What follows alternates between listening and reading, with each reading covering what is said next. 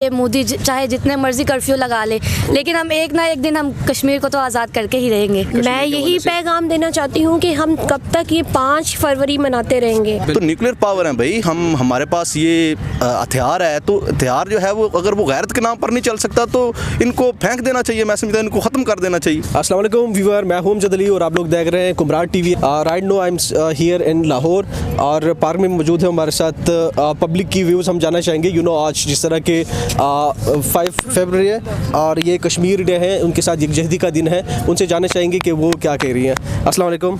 वालेकुम अस्सलाम। मैडम जी कैसे हैं आप लोग? ठीक अल्हम्दुलिल्लाह जी, हम बिल्कुल ठीक है। ये जानना चाहेंगे आप लोग, आज कश्मीर डे है ना, उस हवाले से आप लोग क्या कहना चाहेंगे कि कश्मीर का सलूशन किस बात पे हम कश्मीर की को हल कर सकते हैं और आगे हम मतलब इसको लेके जा सकते हैं? ऑब्वियसली कि कश्मीर और पाकिस्तान और उसका ये कश्मीर का जो टॉपिक है ये तो हम बचपन से सुनते आ रहे हैं और ये आई थिंक जब तक कोई ऊपर बैठे हुए जितने भी हैं हमारे जितने भी हमारे बड़े प्राइम मिनिस्टर हैं या फिर इंडिया के प्राइम मिनिस्टर हैं, ये मिलकर बैठ के पैचअप नहीं करेंगे तो ये नहीं होगा। तो ये 75 साल हो गए, एक ख्वाब देखा था हमारे कायद आज़म ने इसका कि ये पाकिस्तान बनेगा, तो उस क्या आया कि उनकी सोच का कोई और बंदा आया है कि ये पाकिस्तान कश्मीर पाकिस्तान बनेगा?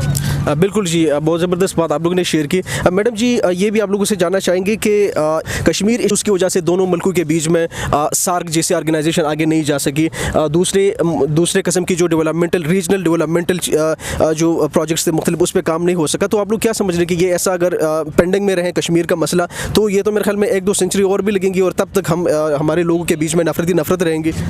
देखें जी, कई नस्लें आई हैं और कई गई है, हमारे से भी पहले बहुत लोग आए हैं और हमारे बाद में भी आने वाले हैं जो कि ये मसला सल्यूशन नहीं कर सकते। और ये जो है रैगी डेवलपमेंट की कि ये वहीं रुकी हुई है, ये उस वजह से नहीं रुकी। और रैगी बात कि ये पैचअप वो लोग बैठ के करेंगे तो होगा, ये तो मसला बना ही रहेगा। बिल्कुल जी, डेफिनेटली आप लोग ने तो क्या पैगाम देना चाहेंगे आप पब्लिक को कि क्या होना चाहिए? मैं यही पैगाम देना चाहती हूँ कि हम कब तक ये 5 फरवरी मनाते रहेंगे, क्यों ना हम सब मिलकर उन कश्मीरी भाइयों के साथ हैं। और मैं तो ये दुआ करती हूँ कि कभी ना कभी क्या अभी के अभी कश्मीर पाकिस्तान बने और जल्द से जल्द आज़ाद हो। पाकिस्तान जिंदाबाद। पाकिस्तान जिंदाबाद। Thank you so much. Madam ji आप भी कुछ शेयर करना चाहेंगे हमारे साथ?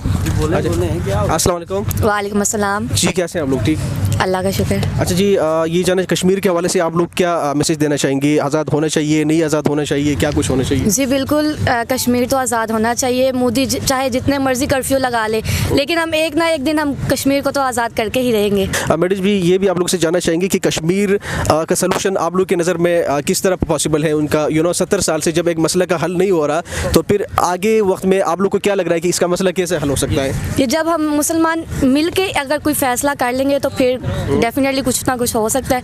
जब हम आधे कुछ और सोचते हैं आधे कुछ, तो फिर तो कुछ भी नहीं हो सकता।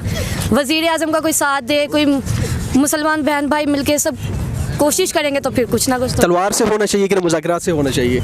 नहीं, प्यार से तो फिर सब कुछ हो जाता है।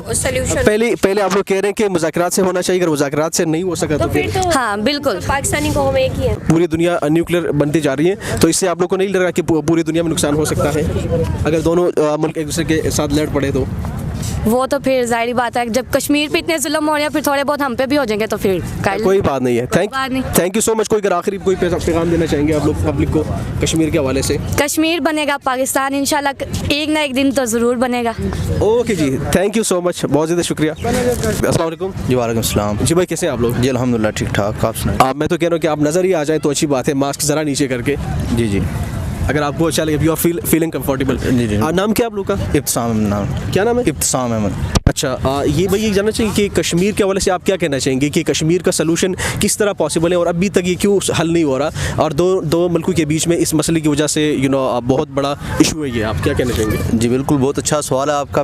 बेसिकली बात ये है ना जी, ये एक कांस्टेंट स्ट्राइफ है दोनों मुल्कों के दरमियान, क्योंकि समझ लें कि परमानेंट एक मसला बना हुआ है। बिल्कुल, बिल्कुल, 70 और साल बहुत से से मसाइल जो हैं उनमें से जो अव्वलीन मसला है वो हमारे लिए कश्मीर का बना हुआ है, क्योंकि हम बचपन से जो है वो ये सुनते आ रहे हैं कि कश्मीर का एक मसला है, हमारे मुसलमान भाई हैं, बहनें हैं, क्योंकि कई मरतबा जो है वो गैर मुल्की कुव्वतों ने भी कोशिश की कि इनके दरमियान जो है वो एक मसालियत की फ़िज़ा पैदा की जाए, लेकिन एक परमानेंट मसला बना हुआ है इसको। मसला हुआ है। लेकिन जो जहाँ तक इसके सोल्यूशन की बात है आप कर रहे हैं, तो सोल्यूशन के लिए ना हम सीरियस हैं, जो बेसिकली बात की जाए हम अपने मुल्क की बात करें, बिल्कुल, क्योंकि एक इसका एक कमेटी बनाई गई है जो जिसका सिर्फ और सिर्फ मकसद ही ये है कि वो कश्मीर के नाम पर पैसा लूटा जाए। पैसा अब हमें तो नहीं पता कि उन तक किस हद तक जो है वो हमारी रसाई हो रही है, हमारे पैसे की जो है वो किस हद तक उनको जो है वो असिस्टेंस मिल रही है, लेकिन बेसिकली मतलब बात करने का मकसद ये है कि इनको किसी तरह से भी जो है वो सीरियस एटीट्यूड अपनाना होगा।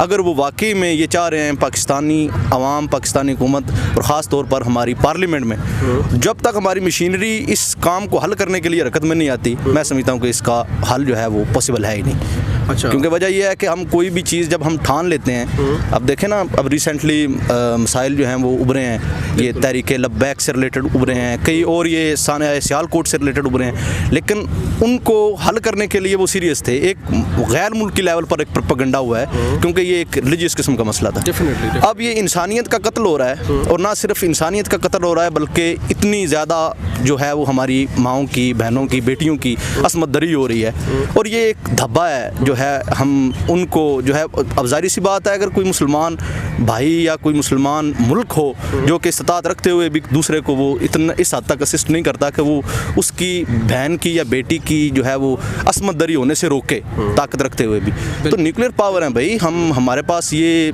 हथियार है, तो हथियार जो है वो अगर वो गैरत के नाम पर नहीं चल सकता तो इनको फेंक देना चाहिए, मैं समझता हूं इनको ख़त्म कर देना चाहिए। और गैरत ही एक ऐसा मसला है जो किसी भी गैरतमंद कौम को जो है वो अगर वो गैरत के नाम पर नहीं बोलती तो मैं समझता हूँ कि वो मुर्दा कौम है, वो जिंदा कौम है ही नहीं। बहुत ज़्यादा शुक्रिया, बहुत ज़बरदस्त बात आप लोगों ने शेयर किया हमारे साथ, थैंक यू सो मच।